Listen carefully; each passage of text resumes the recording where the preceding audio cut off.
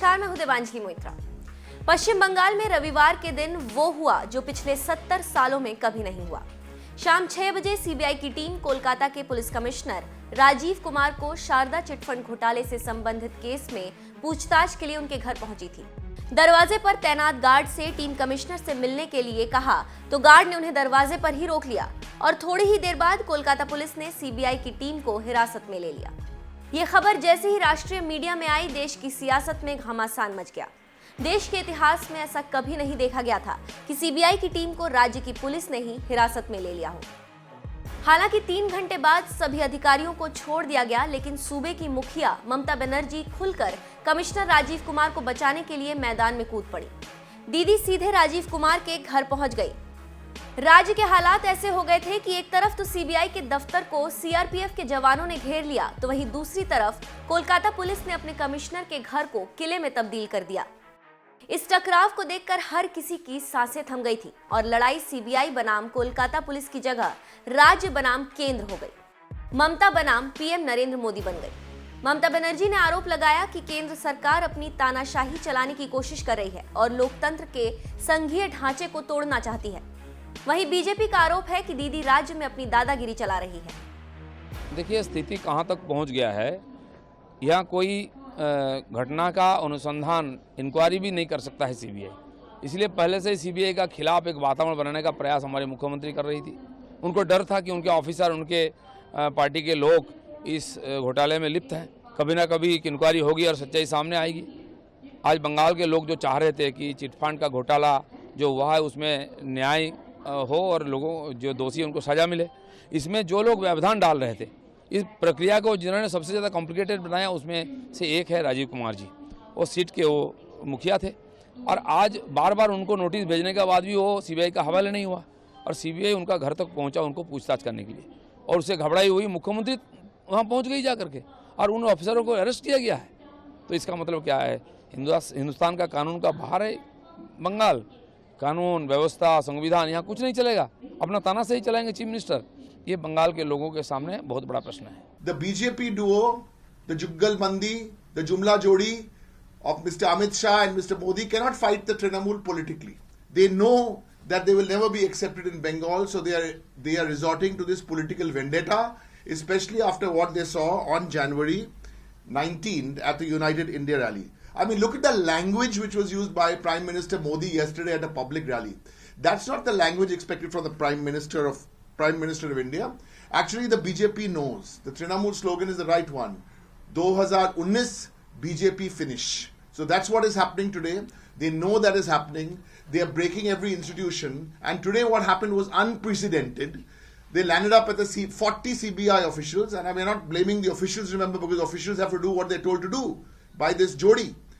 Landed up there at our police commissioner's residence of Calcutta. He's a police commissioner, serving officer. And what happens there? They don't even have a search warrant. So this is, and let me tell you, from our sources what we are hearing, and these are strong sources, that the puppeteers is actually Modi, Shah with Ajit Doval. That's where they're getting the instructions from, and I can say this with all responsibility. ममता ने इसके खिलाफ संविधान बचाओ धरना शुरू कर दिया।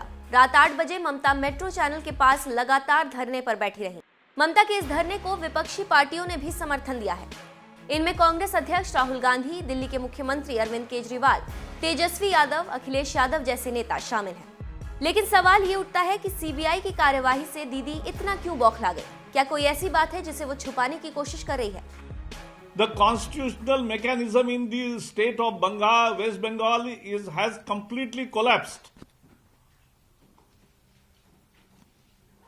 And therefore, not only that the chief minister is sitting on dharna on the street, and who is in the dharna? Police officers, DG, ADG, police commissioner in plain clothes. They are on dharna. धरने पर कौन बैठा है? DG, ADG, police commissioner. क्या सरकारी अधिकारियों को धरने पर बैठना कौन सा नियम है? और मुख्यमंत्री धरना देके बैठे एक पुलिस अधिकारी को बचाने के लिए, खुद को बचाने के लिए, राजदार को बचाने के लिए है, जिसे चिटफंड घोटाले के राज मालूम है, the man who knows too much and the man who has all the secrets of chit fund scam, that was to be inquired by CBI, and therefore CM is protecting herself and the police officer. Due process of law has met with anarchy in the state of West Bengal. It is for the people of Bengal to see how a scam which has looted the poor not only in Bengal but other states, a scam which has brought to light an international fake currency racket also, a scam which has also spoken about intervention by many and influential people in the state of West Bengal, a scam for which there has been direction to find evidence and through due process bring people to justice. Today, Mamata Banerjee stands shoulder to shoulder with such scamsters. The fact that paramilitary forces had to be assigned for protection of those officers who were diligently doing their duty is for the first time an unprecedented view given to the citizen with regards to the state of anarchy in the state of West Bengal.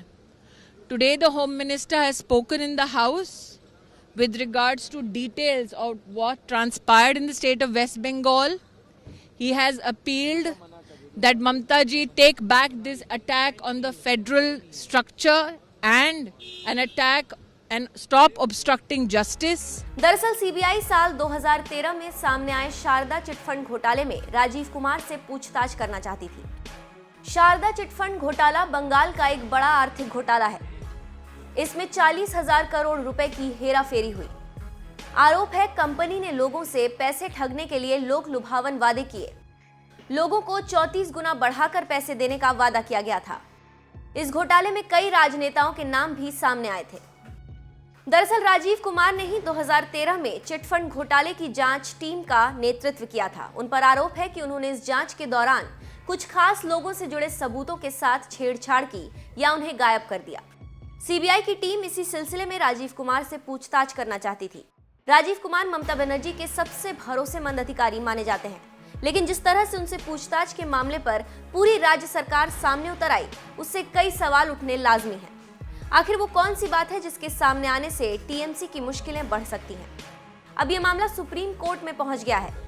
सोमवार को सुनवाई करते हुए court ने CBI से सबूत मांगे हैं और कहा है कि अगर सबूत मिले तो कड़ी कार्यवाही होगी। বাংলার মাটিতে ভয় পাই না। আমি মনে করি দেশের মানুষ আমাদের সমর্থন দেবেন। আর আপনাদের আমি ন্যাশনাল চ্যানেলগুলোকে বলবো দয়া করে আমরা যেটা বলছি সত্যি কথাটা একটু বলবার চেষ্টা করবেন। কারণ গণতন্ত্রকে শেষ করতে গেলে মিডিয়াকেও কন্ট্রোল করে নিচ্ছে ওরা।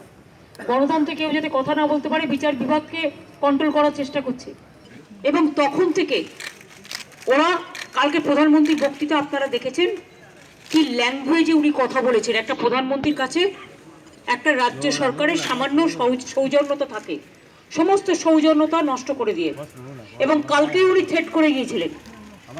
এবং 19 তারিখে আমার কাছে স্পেসিফিক খবর আছে, 19 তারিখে আমরা যখন ব্রিগেডে র্যালি করি, সেই র্যালির দিনে এখান থেকে সিবিআই অফিসারদের ডেকে নিয়ে যাওয়া হয় এবং তাদের বলা হয় যে কুছ তো করো, নাগেশ্বরকেও ডেকে পাঠানো হয়। এবং এগুলো সব করা হয়েছে ভিন্ডিকটিভলি পলিটিক্যালি। 3 কোটি টাকা দিয়েছে, সে অ্যারেস্ট হয়েছে। বাবুল সুপ্রিয় তাদের মিনিস্টার অ্যারেস্ট হয়েছে। লকেট চ্যাটার্জি যাকে ফ্ল্যাট থেকে শুরু করে সোনার তাল দিয়েছে আমি শুনেছি, অ্যারেস্ট হয়েছে। বলুন আপনারা আমাকে পিসিপিএল একেবারে ফাইন্যান্স মিনিস্টারের ঘরের সামনে, যেটা আজকে দিল্লিতে বিদ্রোহ হয়েছে, এখানে তো মাত্র অল্প কিছু টাকা, আর ওখানে হচ্ছে প্রায় 50,000 কোটি টাকার ওপরের টাকা, কিচ্ছু হয়নি। সুতরাং ইচ্ছা করে ডেলিবারেটলি পলিটিক্যালি আমার সাথে পারছে না, পলিটিক্যালি আমাদের সাথে পারছে না। পলিটিক্যালি ফাইট করলে আমার কোনো ব্যাপার ছিল না। Deliberate attempt. তৃণমূল কংগ্রেসকে তো হেয় করছে, যে প্রাইম মিনিস্টারের মুখ দিয়ে এত বাজে বাজে কথা বেরোয়, তিনি কি প্রধানমন্ত্রী হওয়ার যোগ্য? ইনস্টিটিউশনগুলোকে এবার এফেক্ট করছে। এবং তখন থেকে ওরা কালকে প্রধানমন্ত্রীর বক্তৃতা আপনারা দেখেছেন কি ল্যাঙ্গুয়েজে উনি কথা বলেছেন। একটা প্রধানমন্ত্রীর কাছে একটা রাজ্য সরকারের সামান্য সৌজন্যতা থাকে, সমস্ত সৌজন্যতা নষ্ট করে দিয়ে, এবং কালকে উনি থ্রেট করে গিয়েছিলেন। এবং 19 তারিখে আমার কাছে স্পেসিফিক খবর আছে, 19 তারিখে আমরা যখন ব্রিগেডে র্যালি করি, সেই র্যালির দিনই এখান থেকে সিবিআই অফিসারদের ডেকে নিয়ে যাওয়া হয় এবং তাদের বলা হয় যে কুছ তো করো, নাগেশ্বরকেও ডেকে পাঠানো হয়। এবং এগুলো সব করা হয়েছে ভিন্ডিকটিভলি, পলিটিক্যালি।